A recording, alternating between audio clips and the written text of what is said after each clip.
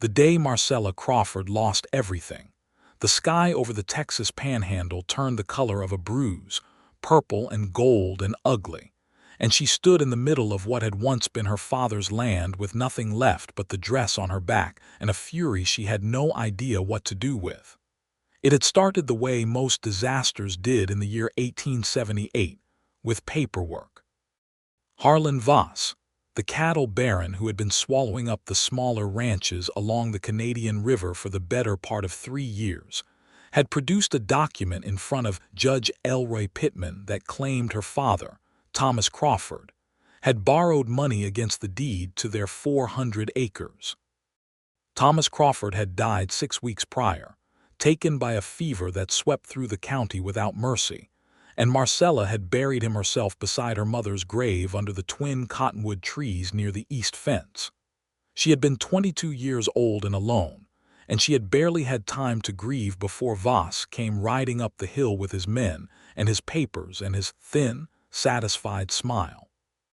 She had stood in that courtroom in the town of Caldwell's Crossing and told Judge Pittman that her father had never borrowed money from Harlan Voss, that the signature on the document looked nothing like her father's hand, and that the whole arrangement smelled like rot from 50 paces.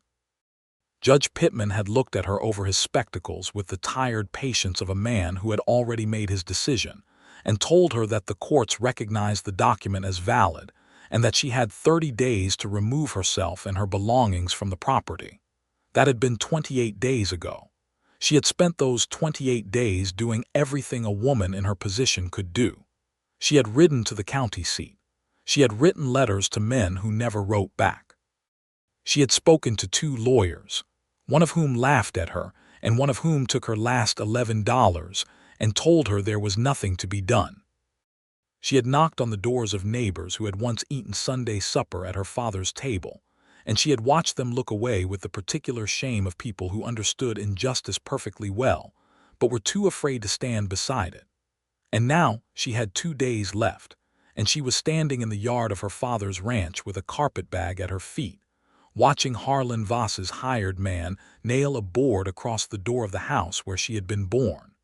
That was when she heard the horse.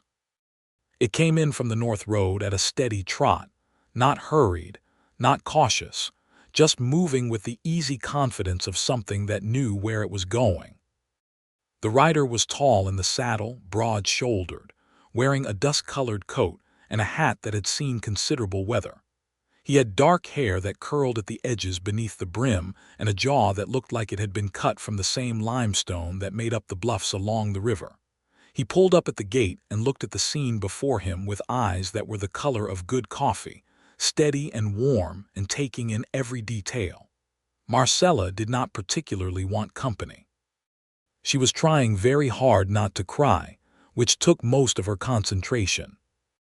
The man stepped down from his horse, looped the reins over the post, and walked toward her with the unhurried gait of someone who had crossed enough hard country that a little more held no particular terror for him. He pulled his hat from his head when he was 5 feet away. "Ma'am," he said. His voice was low and even, with a slight roughness to it that made it sound like it had come from somewhere deep and honest. "I'm looking for the Crawford place. I was told it belonged to a Thomas Crawford." "It did," Marcella said. "He's dead, and in 2 days it won't belong to a Crawford at all."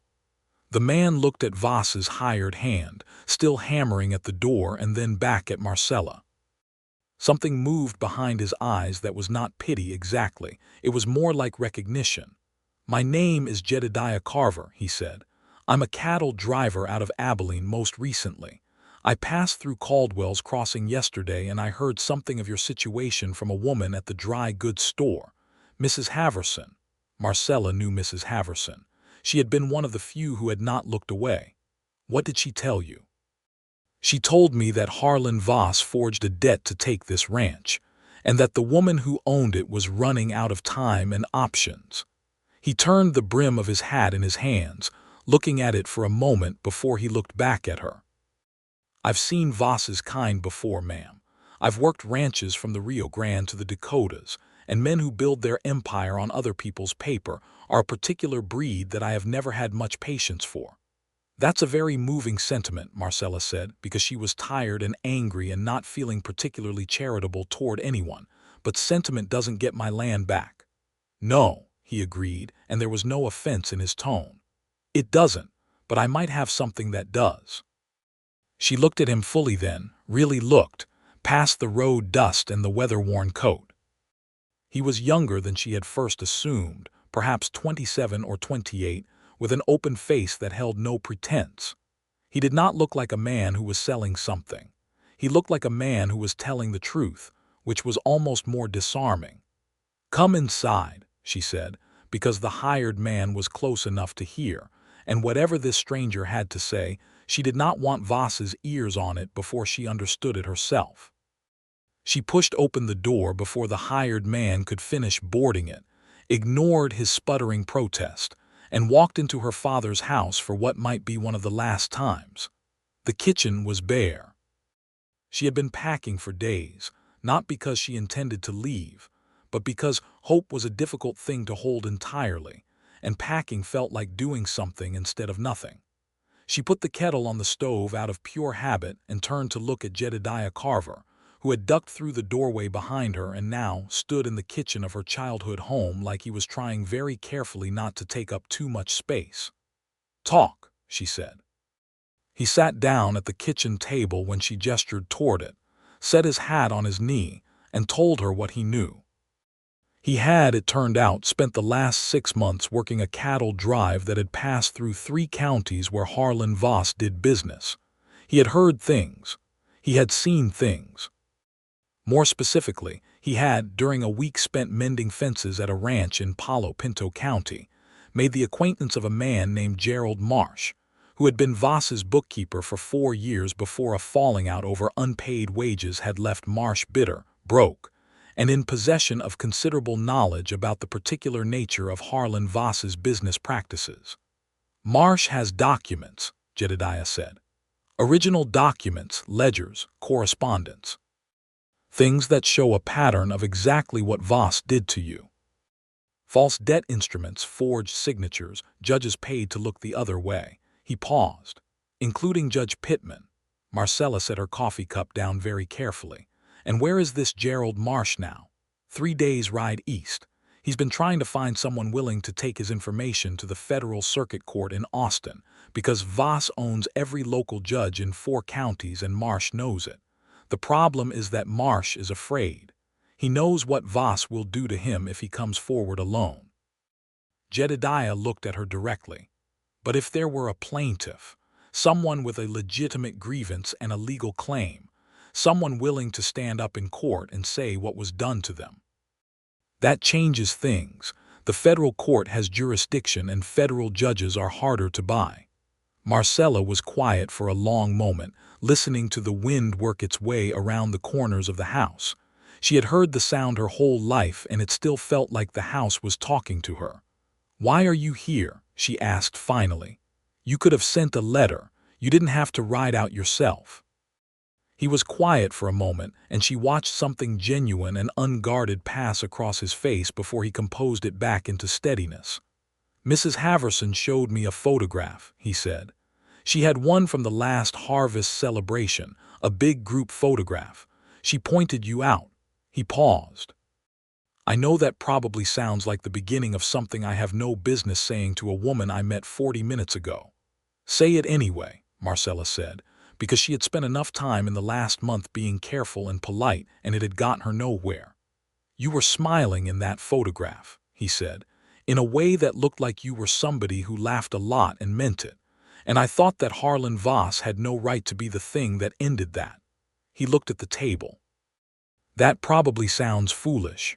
"It sounds honest," Marcella said, "which is more than I've gotten from most people lately." She gave him the spare room that night because it was too late to ride back to town, and the road north had been washed out in places by the previous week's rain.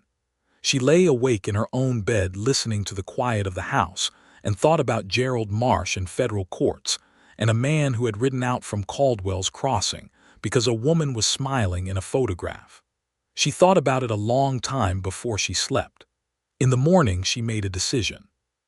She told Jedediah over breakfast, which was the last of the salt pork and some cornbread she made from a half-empty sack of meal, that she wanted to ride to find Gerald Marsh. She told Voss's hired man, when he came back with reinforcements to finish boarding the house, that he could tell Voss she would be out by the deadline, and she did not tell him where she was going because she did not owe Harlan Voss the courtesy of knowing her movements. The hired man looked at Jedediah with the particular evaluating squint of a man taking the measure of potential trouble.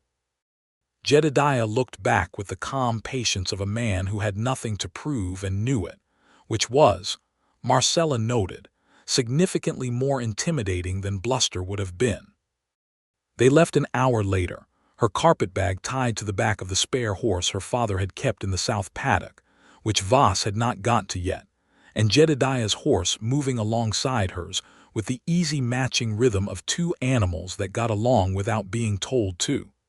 She had not spoken much to another person in weeks. She had been so deep inside her own trouble that conversation had felt like a foreign language. But Jedediah Carver talked the way some people walked, with a natural ease that covered ground without making a production of it, and she found herself answering him, and then asking her own questions before she had decided to. And by the time they had been riding 3 hours, she had told him more about her father and the ranch and her life than she had told anyone in years. He had grown up in Missouri, he told her. His father had been a farmer, not a particularly good one, but honest. He had come west at 19 to drive cattle because the wages were better than farming, and because he had wanted to see what was on the other side of the horizon. He had been seeing it ever since. He had no permanent home, a fact he stated without self-pity or romance, simply as a condition of the life he had chosen. "Don't you want one?" Marcella asked. "A place that's yours." He was quiet for a moment, and the land spread out around them, flat and enormous and golden in the mid-morning light, with the distant line of the caprock cutting across the horizon like a sentence. "I think I've been waiting," he said, "to find a place that made sense to stay." She did not say anything to that, but she thought about it for the rest of the day. They made camp that first night near a creek that still had a little water in it from the spring rains, and Jedediah built a fire that was exactly the right size, not too large, not too small, the kind that comes from long practice. He cooked beans and dried beef from his saddlebag with a quiet efficiency that was oddly domestic and endearing, and they ate sitting across the fire from each other while the stars came out in the enormous Texas sky, one by one and then all at once, the way stars in that country always did, like they had been waiting for permission. "Tell me about your father," Jedediah said. So she did.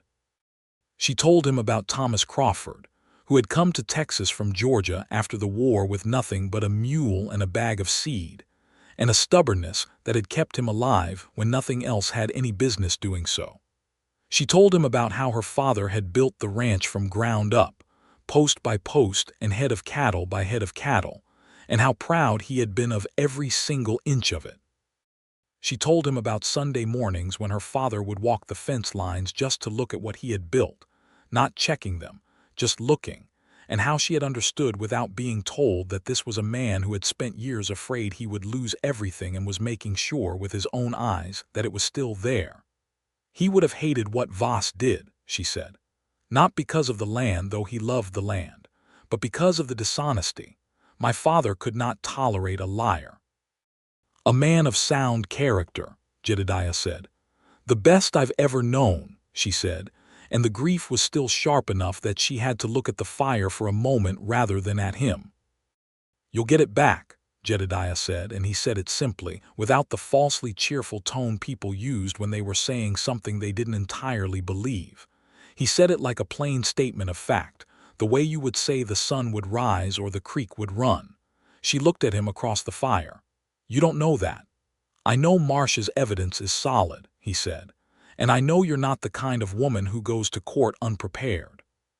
He said it like he knew this about her, which was strange because he had known her for one day. But the strange thing was that he was right. She smiled at him, the first real smile she had managed in weeks, and she watched something light up in his face that he tried to be careful about showing. And she thought that she was going to have to pay attention to Jedediah Carver because he was the kind of man who got into your estimation quietly and deeply before you had time to decide whether to let him. They rode the second day through country that grew rougher and more brushy as they moved east, the flat panhandle giving way to the broken terrain of the rolling plains, where red cedar and mesquite crowded the draws, and the ground rose and fell in ways that made the riding harder and the landscape more dramatic. Marcella was a good rider, had been since she was old enough to sit a horse without help, and she caught Jedediah watching her navigate a rocky descent with an expression that was unmistakably admiring. "Most people pick their way down a slope like that," he said when they reached the bottom. "You rode it like you owned it." "I grew up on rougher country than this," she said. "My father always said that a Crawford rode like they belonged wherever they were." "I think your father was right about most things," Jedediah said. The second night they found shelter in an abandoned line shack, which was a luxury compared to the open ground, and while the wind picked up outside and rattled the loose boards, they sat on opposite sides of a very small space, and Marcella became sharply, irreversibly aware of Jedediah Carver as something more than a man who was helping her solve a problem. It was not one thing. It was the way he listened when she talked, with his full attention rather than the waiting to speak expression most people wore. It was the way he had fixed the loose shoe on her horse that afternoon without being asked, and without making a point of it. It was the steadiness of him, a quietness that was not absence but presence, the kind that made a room feel more settled rather than more crowded. She had known men who were louder and more dramatic in their help, and she had found that dramatic help usually came with strings attached. Jedediah seemed to have no strings at all. "What do you do," she asked, "when a drive is finished and you're between jobs?" "Read, mostly," he said. "I carry books in my saddlebag, and I find things to fix. I'm not particularly good at sitting still without purpose." "What are you reading now?" He reached into his coat and produced a slim, worn volume. She leaned forward to read the spine. It was a collection of essays by Ralph Waldo Emerson. She looked up at him. "A cattle driver who reads Emerson. Is that surprising?" "A little," she admitted. "I don't know why it should be." "Because people decide what a man is before they look at him," he said without bitterness, just stating the mechanism. "Same as they decide what a woman is. It saves time, I suppose, even if it's wrong most of the time."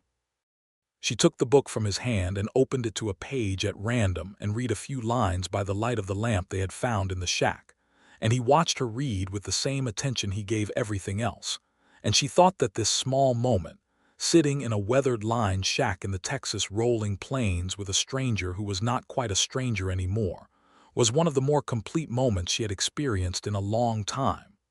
Not happy exactly, not with everything she was carrying, but complete. They reached the town of Bridger's Ford on the afternoon of the third day, and Gerald Marsh was exactly where Jedediah had said he would be, in a room above the hardware store that he rented from the widow who owned the building. He was a small man in his 40s, thin and nervous, with the eyes of someone who slept lightly and startled easily. He opened his door to Jedediah's knock and immediately tried to close it again when he saw that Jedediah had not come alone. "I told you," Marsh said through the crack. "I told you I wasn't going to talk to anyone else. The more people who know, this is Marcella Crawford," Jedediah said, his voice steady and calm. "Harlan Voss forged her father's signature to steal a 400-acre ranch from her after her father died. She is the plaintiff you need." Marsh went very still. He looked at Marcella through the crack in the door with an expression that moved from fear to assessment to something that might have been guilt. "Thomas Crawford," he said. "I know that name. It's in the ledger." "Then you know what was done," Marcella said. She kept her voice level. She was looking at a frightened man, and she understood something about frightened people, which was that they needed to feel less alone before they could be brave. "I'm not asking you to do this alone, Mr. Marsh. I'm going to be standing right there with you. And I can tell you that whatever you're afraid of, I have more to lose than you do, and I'm still doing this." Gerald Marsh opened the door. He had 4 ledger books and a substantial bundle of correspondence, tied with twine and wrapped in oilcloth. He spread them on the table in his small room and walked them through what he had, item by item, and the picture that emerged was worse than Marcella had imagined and probably worse than she wanted to know. Voss had been doing this for years. The Crawford Ranch was the latest in a series of at least 11 properties acquired through exactly the same method: false debt instruments, forged signatures, paid judges. Thomas Crawford's debt was documented as being created on a date when, as the ledger showed, no such transaction had occurred. The signature on the deed instrument was a forgery, and Marsh, who had been present when it was created by a man Voss employed specifically for that purpose, was prepared to testify to that. "The Federal Circuit Court will hear this," Jedediah said. "We need to get to Austin." Austin was 5 days' ride south by southwest, and Marcella had 36 hours before her deadline. "Deadline doesn't matter," Jedediah told her that evening, when Marsh had locked his documents back in their oilcloth bundle and they had retreated to the street to talk. "Federal jurisdiction supersedes the local order. If we can file in Austin, the court can issue a stay on Voss's takeover while the case is heard." "You know a great deal about the law for a cattle driver," Marcella said. "My mother wanted me to be a lawyer," he said. "I read about half the right books before I went west instead." There was a flicker of something behind those steady eyes, the ghost of a different life considered and set aside, and she found it oddly moving. "Would you have been a good one?" "I think I would have been a very earnest one," he said, and the corner of his mouth moved in a way that made her want to see it go the rest of the way. "Which is probably not the same thing." She laughed, and it surprised her, the realness of it, the way it came up from somewhere she had thought was temporarily shut down by grief and worry. He looked at her when she laughed with an expression she filed away carefully for later examination. They sent Gerald Marsh ahead with the documents the following morning, with instructions to go directly to Austin and present himself at the Federal Circuit Court. Jedediah wrote a letter of introduction to a federal attorney he had met once at a cattle broker's office in San Antonio, a man named William Forsyth, who had a reputation for taking on cases that other men found inconvenient to touch. The letter explained the situation with the plain-spoken clarity that seemed to be Jedediah's natural mode of communication, and Marcella read it before he sealed it, and thought that if she had known how to write a letter like that 6 weeks ago, she might not have needed anyone's help at all. But then she would not have met Jedediah Carver, and that thought had a specific, uncomfortable weight to it that she was not entirely ready to examine. They rode south with Marsh, the 3 of them making a strange party across the central Texas hill country, which was beautiful in a way that felt slightly cruel given the circumstances, all limestone and live oak and clear spring-fed creeks, and the kind of sky that made you feel both very small and very lucky to be there. Marcella had never been this far south. The country surprised her at every turn. Jedediah rode beside her for most of those 5 days, and she learned him the way you learn country when you're moving through it, gradually, detail by detail, the cumulative picture becoming something with depth and dimension. She learned that he was quietly funny in a way that only showed itself when he was comfortable, that he had strong opinions about horses and very few about most other things, that he was relentlessly practical in a way that extended even to feelings, which he seemed to process with the same methodical thoroughness he applied to everything else rather than denying or performing them. He learned her too, she could feel it, the way his questions shifted from general to specific as the days went on, from asking about the ranch to asking about what she wanted to do with the ranch, from asking about her father to asking about herself, and she answered honestly because there was something about moving through open country with a person that stripped away the usual social maneuvers and left you with the simpler option of telling the truth. On the 4th evening, sitting on the limestone shelf above a creek while Marsh slept early in his bedroll, Jedediah told her something he had not told anyone in a long time. "I had a brother," he said. Younger. His name was Daniel. He died when he was 15 of typhoid fever back in Missouri. She waited, knowing there was more. The farm went wrong after that, he said. My father couldn't make himself care about it the way he had when Daniel was going to inherit it. He sold it for very little less than it was worth to the first man who offered, and I watched him do it, and I didn't stop him because I was 19 and I didn't know how. He looked at the water moving below them in the dimming light. I watched someone lose their land to someone who didn't deserve it, and I didn't have the tools to do anything about it. That's why I went west, to learn the tools. He paused.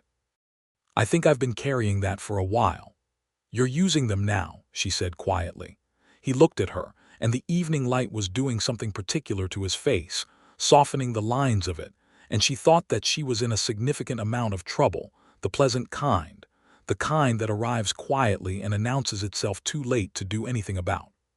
Marcella, he said, and she noticed with a small interior lurch that it was the first time he had used her name rather than ma'am. Don't say something you'll regret because it's a nice evening and we're doing something difficult together, she said quickly, because she needed one more day of clarity before she let anything shift. He was quiet for a moment. All right, he said, and the patience of him, the simple willingness to wait because she had asked, made her feel more certain rather than less. Austin was everything the Panhandle was not, crowded and busy, and full of the noise of a city that was finding its own importance.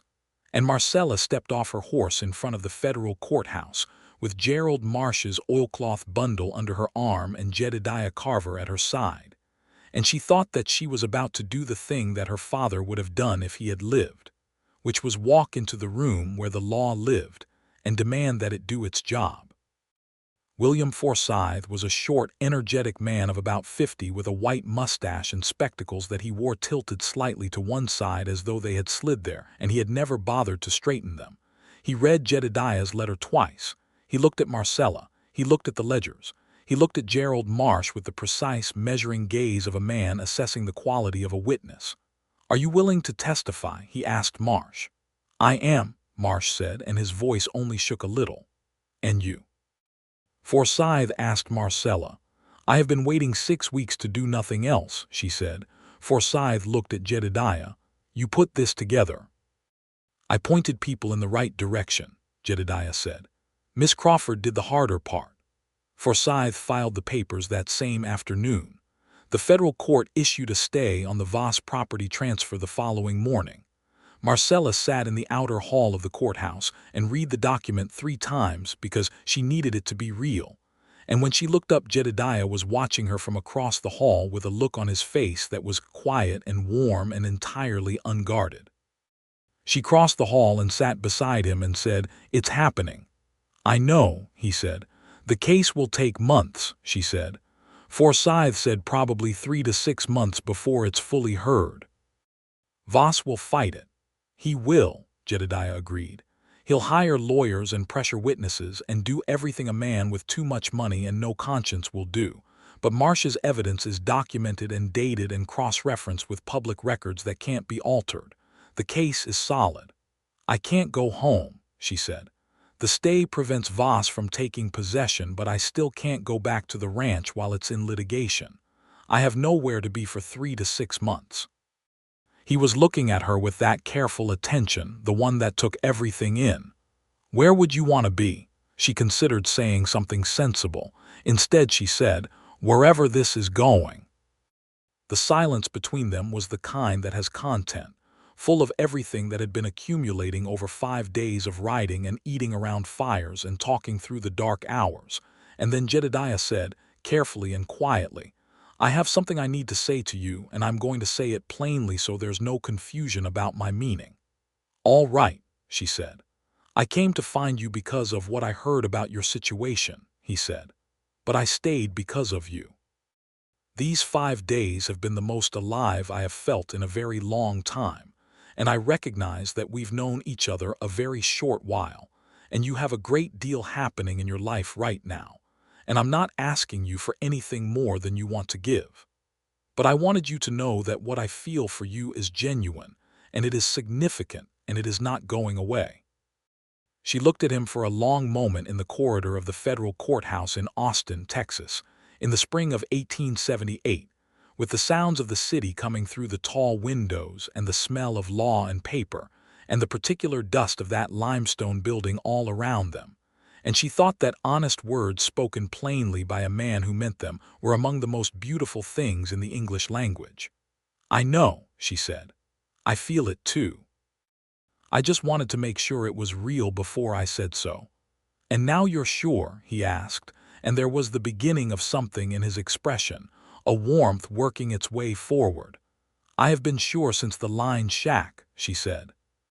He smiled, and she finally got to see it go all the way, and it was exactly what she had expected, which was remarkable, like something she recognized rather than discovered. They stayed in Austin through the first month of hearings, Forsyth filing motions and deposing witnesses, Marsh testifying to the circuit court in a session that lasted 2 days, and during which he was, Forsyth told them afterward, among the most credible witnesses he had seen in a decade on that bench. Marcella attended every session. She sat in the gallery and watched the machinery of federal justice move slowly and imperfectly and still, inch by inch, in the right direction.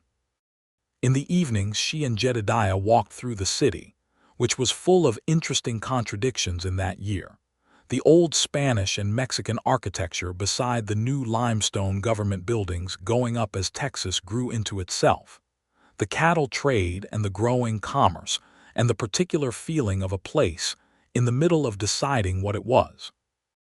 They ate in restaurants, and she tasted things she had never tasted, got coffee that was not the burned camp variety she was used to, sat across candle-lit tables from a man who looked at her like she was the most interesting thing in the room and made her feel that way without trying.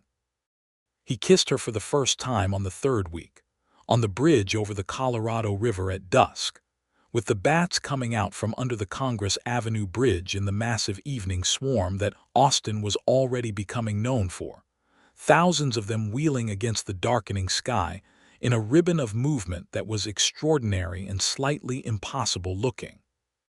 She had pointed at them and said something breathless about the improbability of nature, and he had turned to look at her instead of the bats, and she had turned to find him looking, and the distance between them had closed in a way that felt inevitable and exactly timed.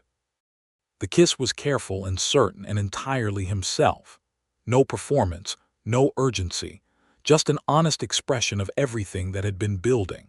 And she leaned into it and thought about her father's land and the months still to come, and the fact that she was standing on a bridge in Austin kissing a man who had ridden out to help her because a woman in a photograph had been smiling.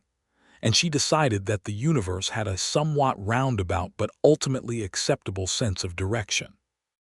The case of Crawford versus Voss moved through the federal circuit over the following months with the grinding patience of large institutional machinery, and Marcella moved with it, filing her own testimony, providing documentation of her father's history with the land, his original purchase papers, his tax records, 20 years of receipts and records that she had packed in the bottom of her carpetbag because she had known, instinctively, that the paper truth of a thing was sometimes all you had to hold against someone who wanted to rewrite it. Jedediah did not leave. This surprised her at first, and then it did not. He found work in Austin, short-term work at a stockyard, and then at a livery, the kind of work that a capable man with no particular need to be anywhere specific could always find. And he brought the money home, and she contributed what she had from the last of her father's savings. And they lived in a boarding house on Lavika Street run by a widow named Mrs. Abernathy, who had strong opinions about propriety and separate accommodations for unmarried persons. Mrs. Abernathy liked Jedediah, which she expressed by feeding him extra portions at supper and pretending not to notice when he and Marcella sat together on the porch until after dark, talking about everything, about the case and the law and the land and the future, about Missouri and Georgia and Texas, and what a person was made of when you stripped away the circumstances, which was a thing both of them had been finding out lately.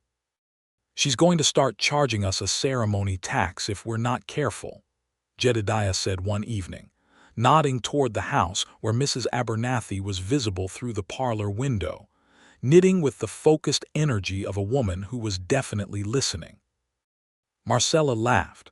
Are you suggesting we give her cause? He looked at her with that direct, unhurried regard that she had come to understand meant he was about to say something real. I'm suggesting, he said carefully, that I have been thinking about my future in a way that looks very different from how I was thinking about it 4 months ago. Different how? Specific, he said. It has a specific shape now, and you are the shape of it. She set down the mending she had been pretending to work on. The stars were out, the big Texas sky stretching over even the city street in its immeasurable way, and the night air smelled of cedar and river and the permanent dust of that limestone country. Jedediah, she said. I'm not going to ask you now, he said, before she could say anything else. Not while everything is still unresolved, not while you don't have your land back yet. I don't want you to think that I'm asking because you're vulnerable or because I want something from your situation. I want to ask when you're standing on solid ground that's yours, so you know that what you're choosing is the thing and not the circumstances around it. She looked at him for a long time. That is the most thoughtful thing anyone has ever said to me, she said, and it is also somewhat frustrating. He smiled. I know. But you're right, she said, because he was. You're right. She reached over and took his hand in the dark, and they sat like that while Mrs. Abernathy's knitting needles clicked inside the parlor window, and the night settled around them with the comfortable weight of something that was going to be all right. The federal case came to its conclusion in the early fall of 1878, 7 months after Marcella Crawford had stood in the yard of her father's ranch and watched a hired man nail boards across her door. The circuit court ruling was 43 pages long. Forsyth read the relevant portions aloud in his office, while Marsh sat in the corner looking like a man who had been holding his breath for most of a year and was just now beginning to understand that he could stop. The ruling found that Harlan Voss had engaged in systematic fraud across 11 separate property acquisitions in 4 Texas counties, using forged instruments, bribed officials, and falsified records. The Crawford property transfer was declared void. Judge Elroy Pittman was referred for investigation to the state bar and ultimately removed from the bench. The fraudulent debt instrument bearing Thomas Crawford's forged signature was declared legally null. Marcella's land was hers again. There was more. The federal court froze Voss's assets pending further investigation into the other 11 properties, and the cattle baron who had spent 3 years building an empire on other people's paper found himself standing in a courtroom of his own, not in a compliant local court with a judge who owed him favors, but in a federal chamber where his money could not buy him the outcome he needed. His empire began to unravel the way such things do, faster than anyone expected once the first thread was pulled, each piece of fraud exposing the one beside it until the whole structure was visible. Voss would eventually lose most of what he had built and would face criminal charges that kept him occupied with lawyers and courts for the better part of a decade. He would never again ride through the Texas panhandle with the smiling authority of a man who owned the horizon. Marcella would feel, when she heard the news of each successive loss he suffered, not exactly pleasure, because she was not built for pleasure at another person's ruin, but a deep and complete satisfaction of the kind that comes when the correct accounting is finally done. But that was later. On the afternoon that Forsyth finished reading, what she felt was simpler and larger and more immediate. She was going home. Jedediah rode north with her, and with Marsh, who had nowhere else to go and accepted Marcella's offer of work on the ranch with the speechless gratitude of a man who had not expected to be offered anything at all. The ride back through the hill country and north into the rolling plains, and then out onto the flat, wide expanse of the panhandle took a week, and it was the best week Marcella had known in a very long time. She talked about what she was going to do with the land. She had plans now, plans she had been turning over in her head during the long Austin months, because planning for a future was the best way she knew to keep her grip on the present. She wanted to build the cattle herd back up. Her father had been running about 60 head when he died, and she wanted to push toward 200 over the next few years. She wanted to repair the north fence, which had been neglected because her father had known his heart was not right and could not keep up with the heavier work.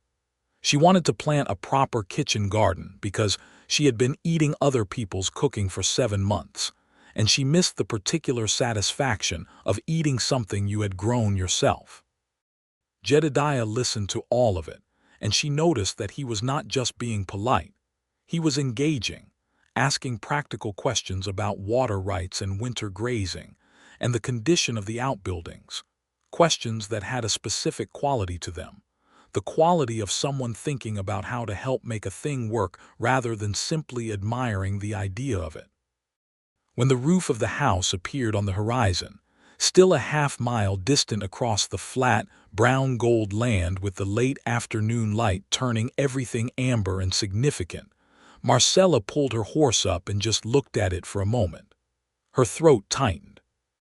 She had been holding this feeling at a distance for months, keeping the grief and the love of the place at arm's length because she had not been able to afford the distraction of it while she was fighting. Now it came up all at once.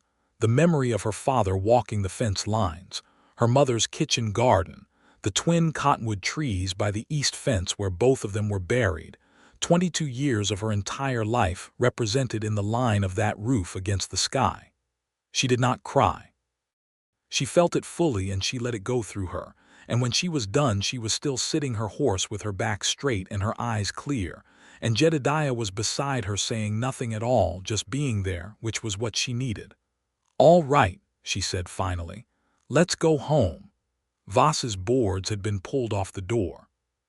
Forsyth had arranged for the county sheriff, now that the federal ruling was in hand, to restore the property to its proper condition, and someone had even swept the porch, which she suspected was a gesture from Mrs. Haverson at the dry goods store, who was that kind of person.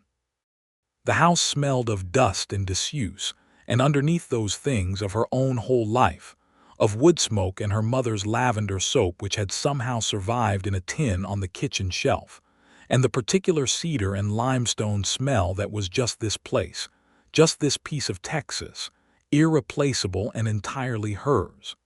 She walked every room.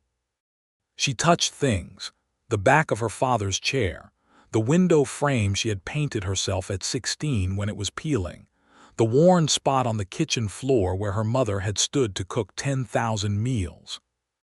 Jedediah stayed in the yard and let her have it, let her take the measure of her own home without an audience, because he understood, without being told, that this was private.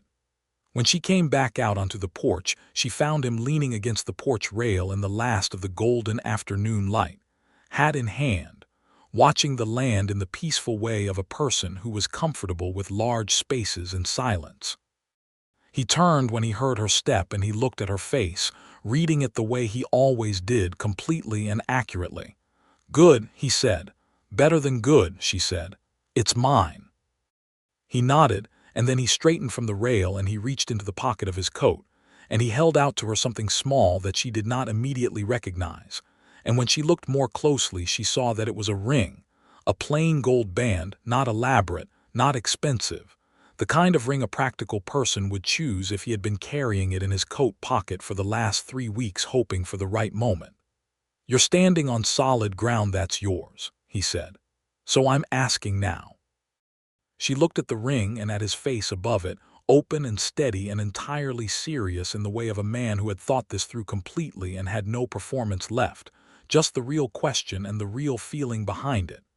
"Jedediah Carver," she said.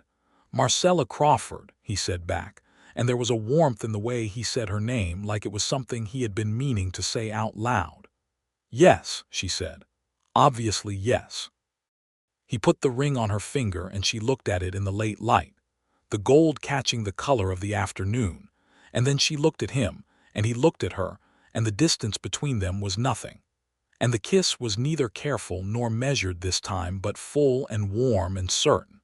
the kind that belongs to people who have been through something real together and come out the other side knowing exactly who the other person is.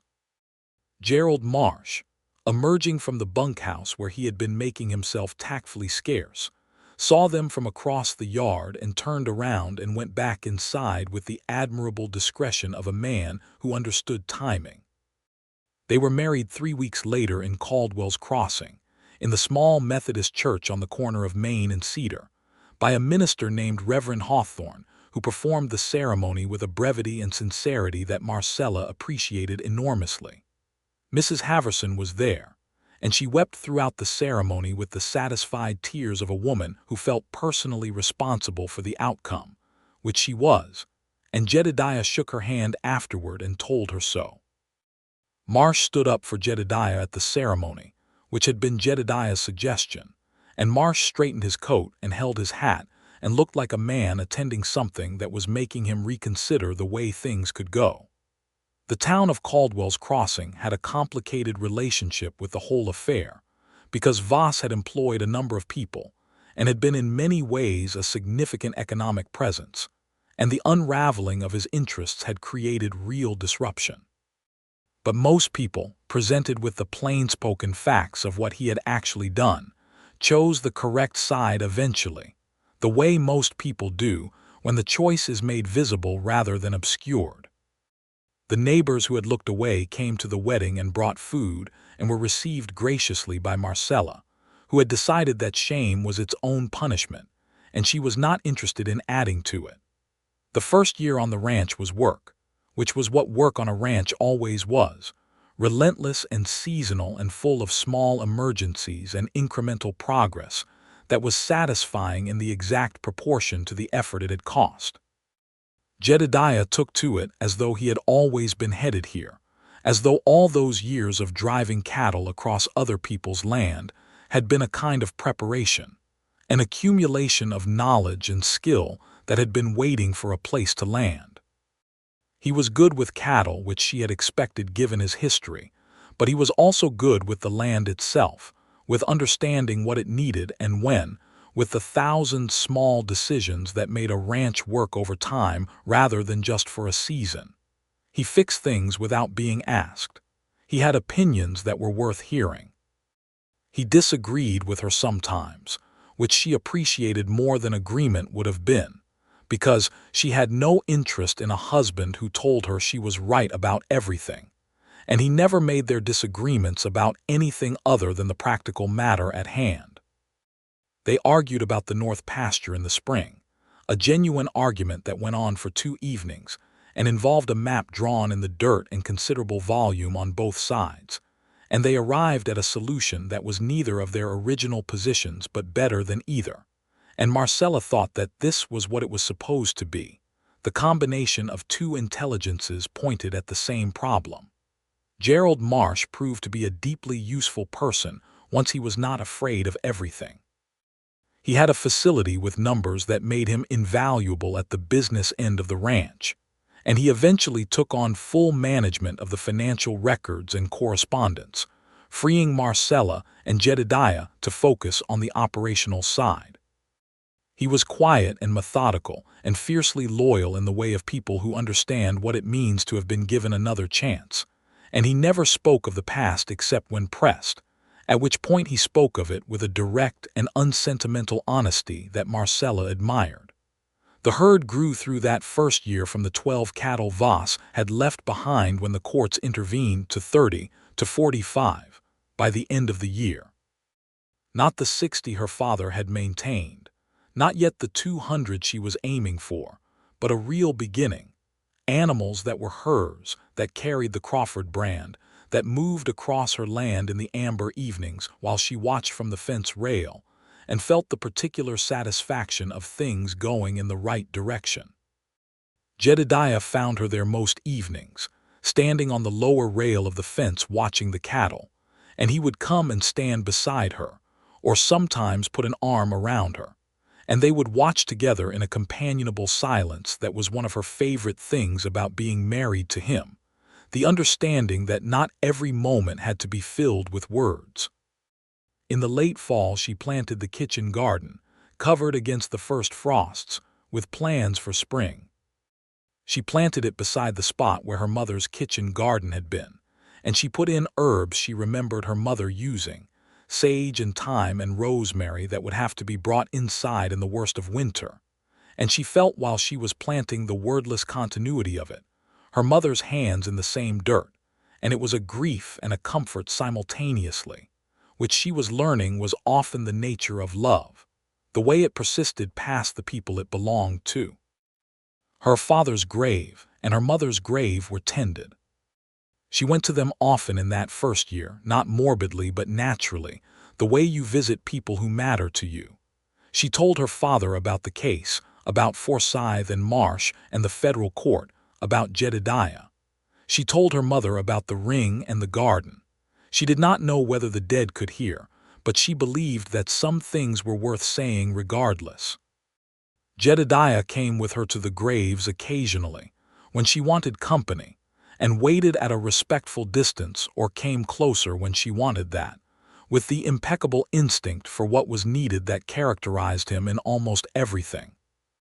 He had put new rocks around both graves to mark them cleanly, and she had found this so moving when she noticed it that she had cried, which she did not do often, and he had held her with the steady warmth of someone who did not feel the need to say that everything was fine.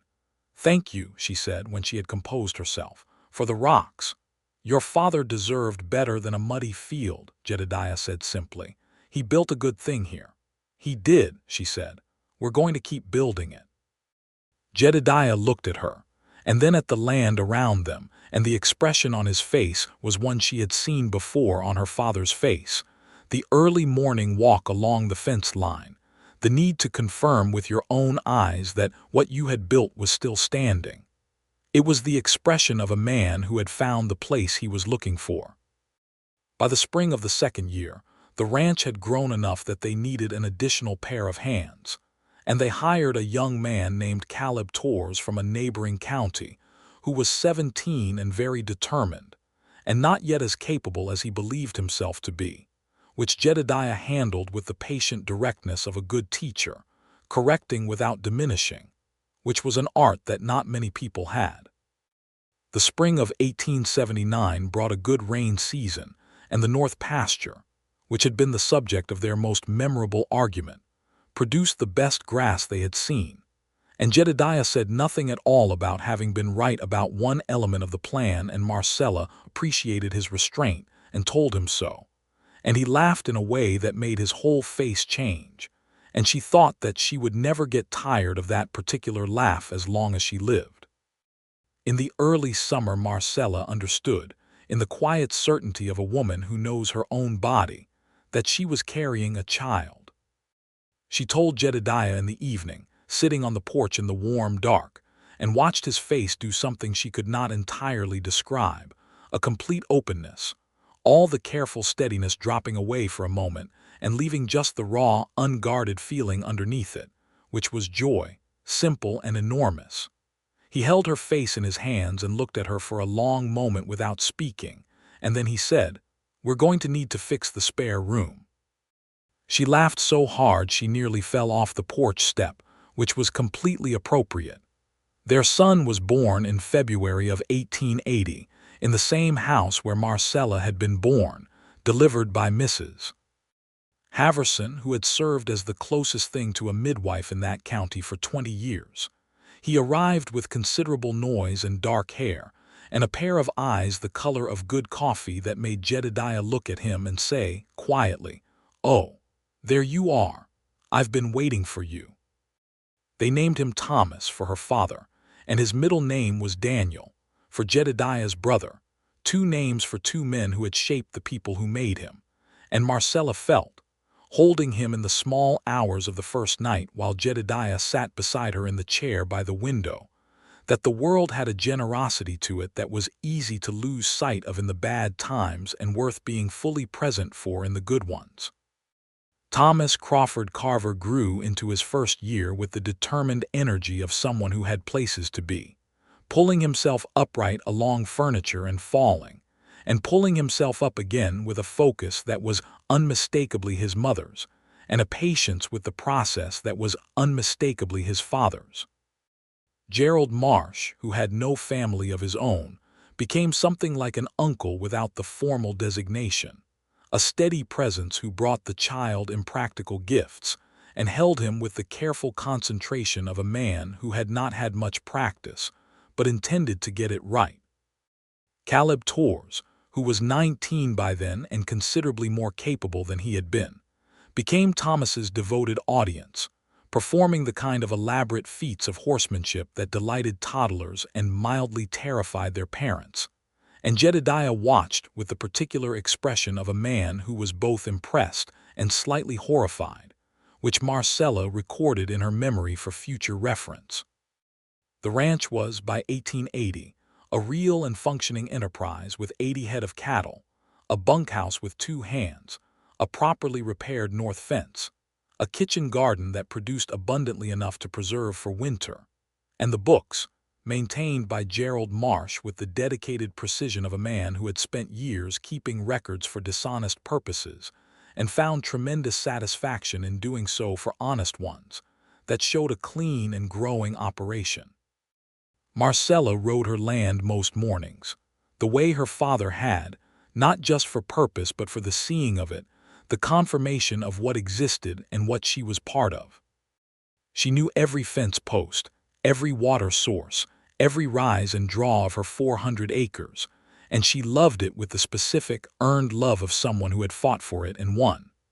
Jedediah rode with her on the mornings he could, and sometimes they rode in silence for miles, and sometimes they talked without stopping, and both were equally good, which was the thing about a right person beside you, that their company worked in all the ways rather than just some of them.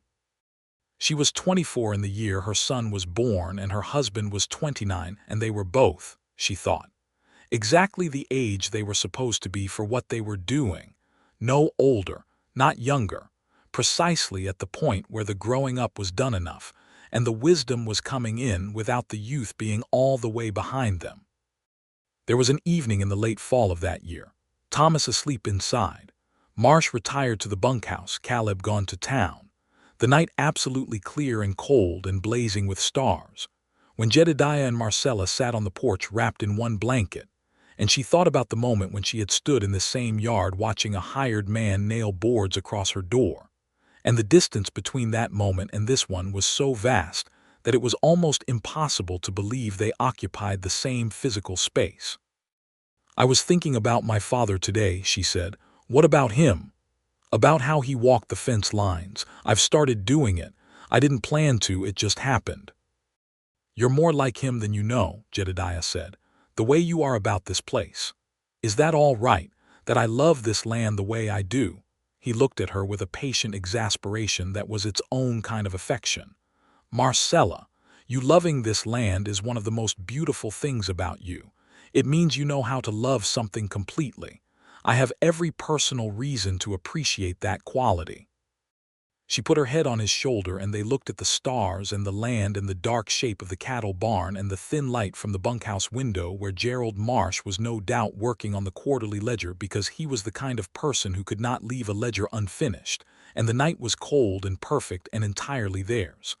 "I want a daughter," she said. "Eventually. We have time," he said, "plenty of time. I want to name her for my mother." "What was her name?"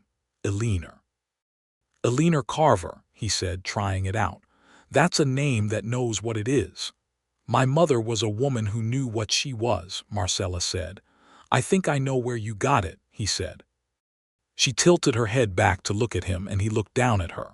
And in the cold starlight the look between them was warm and complete, and everything that had been impossible 4 months after her father's death, and everything that had been earned through 700 miles and 7 months and 1 federal court case, and all the ordinary and extraordinary days since.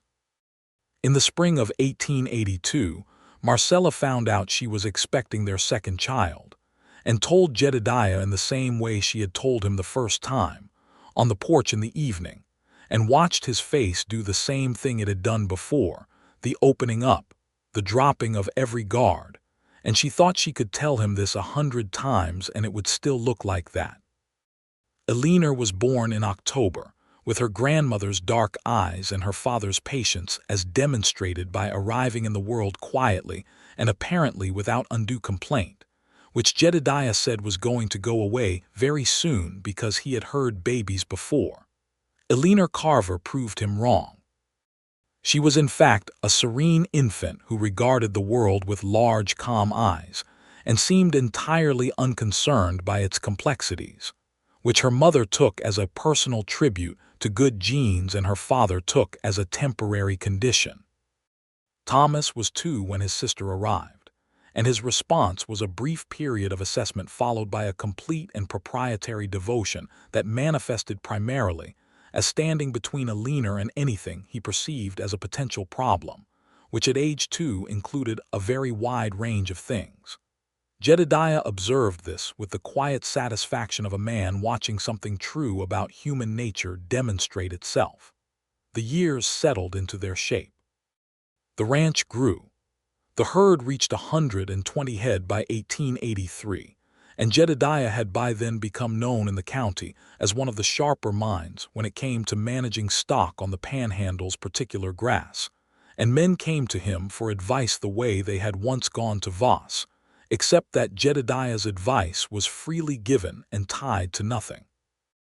Gerald Marsh, who had become more himself as the years went on, and the fear of the Voss years receded, surprised everyone including himself by courting and eventually marrying the widow who owned the hardware store in Bridger's Ford, a woman named Clara who was exactly his age and who appreciated a man who could keep a ledger and had no ambitions toward being anyone other than precisely who he was. He brought her to the ranch to meet the Carvers with the slightly anxious pride of a man presenting something precious and hoping for the correct response. And Marcella took one look at Clara, who was sharp-eyed and warm and clearly found Gerald's careful earnestness as endearing as she did, and kissed Marsh on the cheek and said he had done extremely well, at which point he turned an entirely new color and Jedediah shook his hand and told him so in different terms. The Marshes became the kind of friends who came for Sunday dinner and stayed until nearly dark, and whose company made the ordinary Sunday different and better, and Thomas and Eleanor called Gerald Uncle Gerald and Clara Aunt Clara, which was as accurate as family designations needed to be. Caleb Torres, by 1884, had grown into a genuinely excellent cattleman and had taken on a supervisory role over the 2 additional hands they had hired as the ranch expanded. He was 23 and serious in the way of someone who had been given responsibility early and taken it seriously, and Marcella was proud of him in the way you are proud of someone you have watched become themselves. He was working toward buying a small piece of land to the south of the Crawford Ranch, and Jedediah helped him understand what he was looking for in a property with the same methodical generosity he brought to everything. The winter of 1884 was hard, the kind of Texas winter that reminded everyone that the Panhandle's gentler seasons were a courtesy rather than a promise, with temperatures that dropped the cattle count by 12 head before spring, which was painful and manageable, and the kind of loss that a ranch of that size could absorb and recover from. They absorbed it. They recovered. Marcella stood at the window of the kitchen one February morning watching the frozen world outside and listened to Thomas, who was 4, demanding his father's attention in the matter of a very important question about horses, and heard Jedediah in the next room saying, "That's a very good question. Let me get my coat."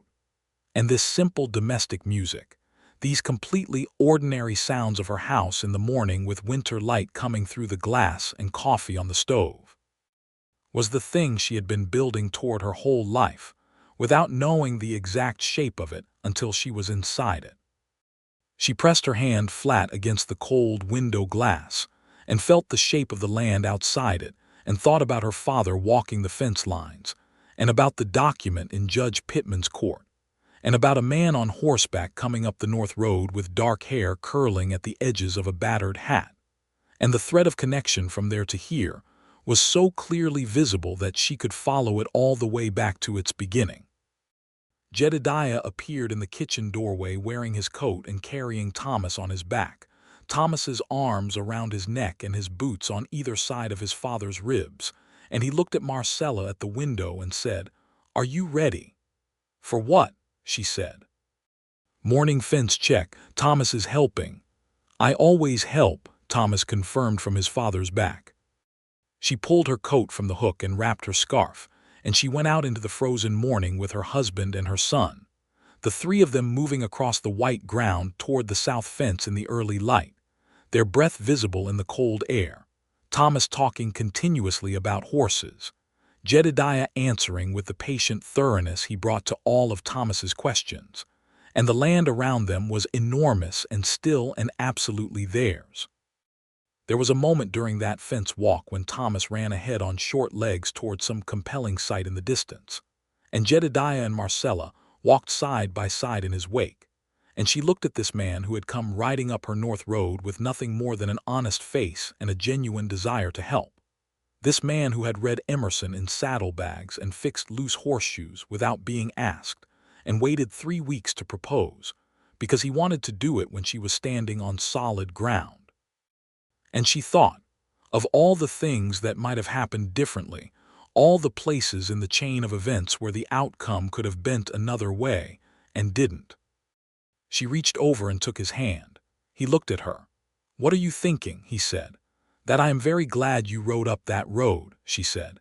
He lifted her hand and pressed his mouth to the back of it briefly and warmly, and then he kept hold of it and they kept walking, and Thomas had stopped at a fence post and was examining a bird's nest with the total absorption of a 4-year-old who has found the most important thing in the world. "Come look," Thomas called back to them. "Come look, it's empty, but it's a good one."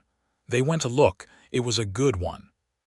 By 1885, the Crawford Ranch, which Marcella had legally renamed the Crawford Carver Ranch when they registered the brand, was running 160 head and had a reputation in the county for fair dealing and good stock that brought buyers from as far as Amarillo, which was growing into itself as the region developed. The new Santa Fe railway line through the panhandle had opened up the cattle market in ways that even a few years ago had not been possible, and Jedediah had been one of the first ranchers in the county to see the implications clearly and position the operation accordingly. They had 400 acres and plans to purchase another 100 to the north, a piece of scrubby but improvable land that Jedediah had identified as undervalued by its current owner, an elderly man named Prescott who wanted to retire to his daughter's home in Fort Worth and was asking a fair price. The paperwork was in process with an attorney who was not, Marcella noted with grim satisfaction, Judge Pittman, who had been disbarred and was living in a considerably reduced situation in a rooming house on the edge of town. She held no active malice toward Pittman, or even toward Voss, who was still enmeshed in legal consequences that would occupy him for years. She had spent a great deal of time in the aftermath of the case deciding what to do with what had happened, and she had arrived at the position that the best revenge was not revenge at all, but simply continuing to build something good on the foundation that Voss had tried to steal, which was the only kind of response that left her with her own character intact and the ranch growing.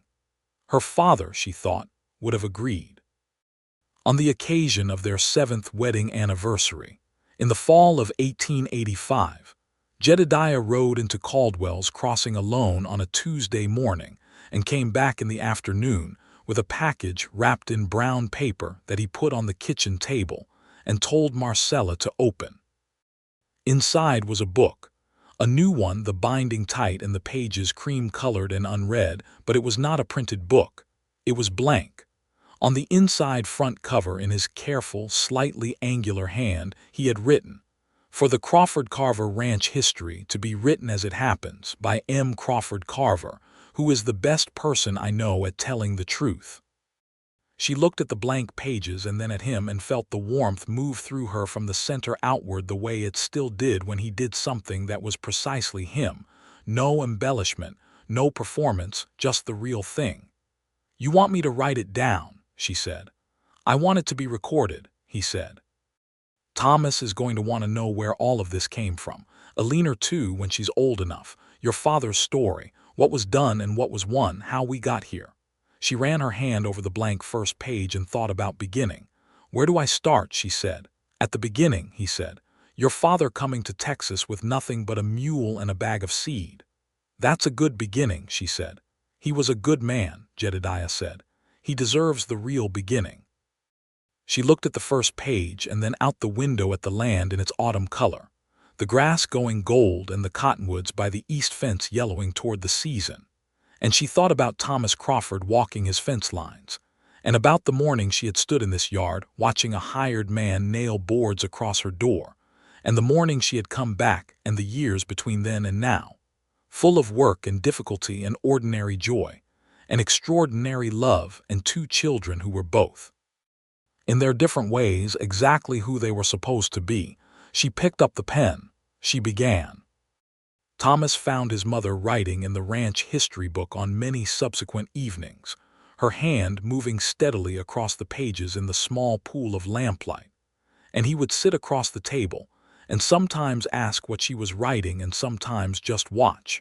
And she would tell him about his grandfather and the mule and the bag of seed, and about the land, and about what it meant to build something honest in a world that did not always make that easy, and about a man who had ridden up the North Road one afternoon with dark hair curling at the edges of a battered hat, and a copy of Emerson in his saddlebag, and the particular courage of someone who saw a wrong thing and rode toward it.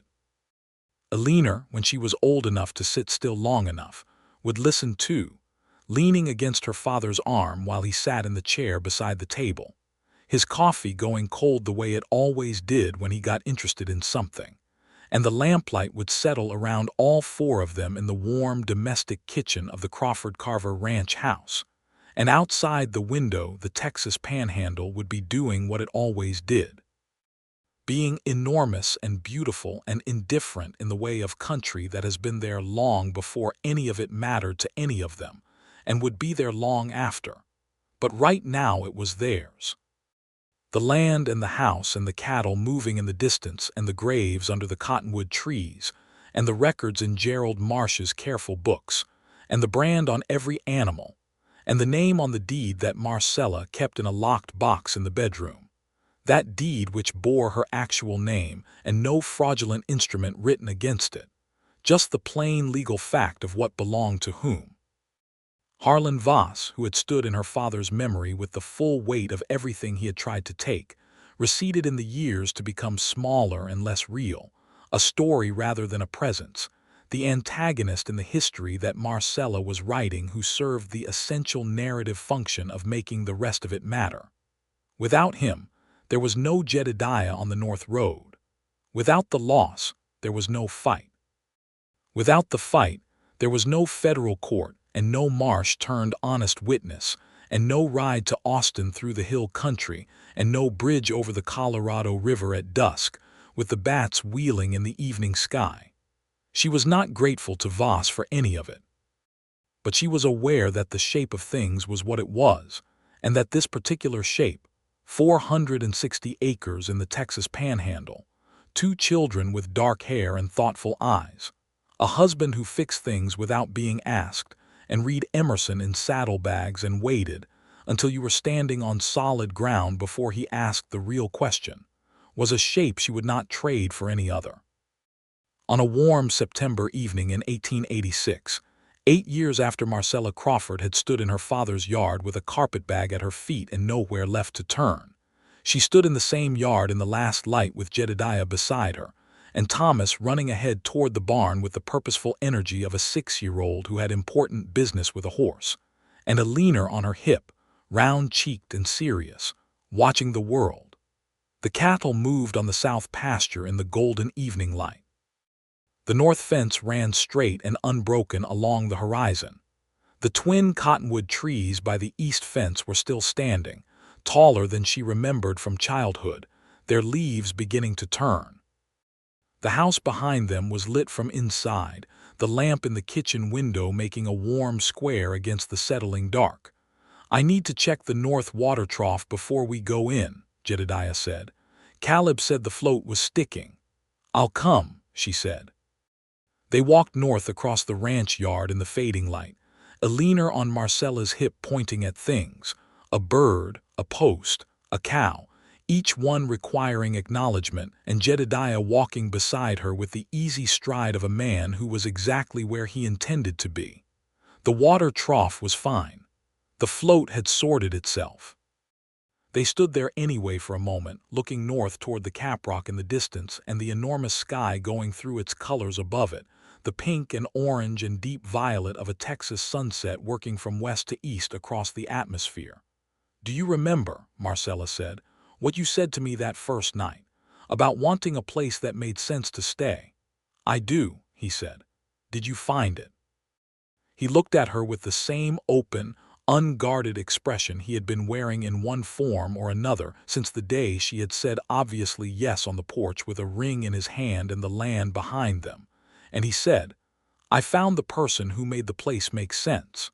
The land is a consequence." Alina made a sound of agreement or impatience.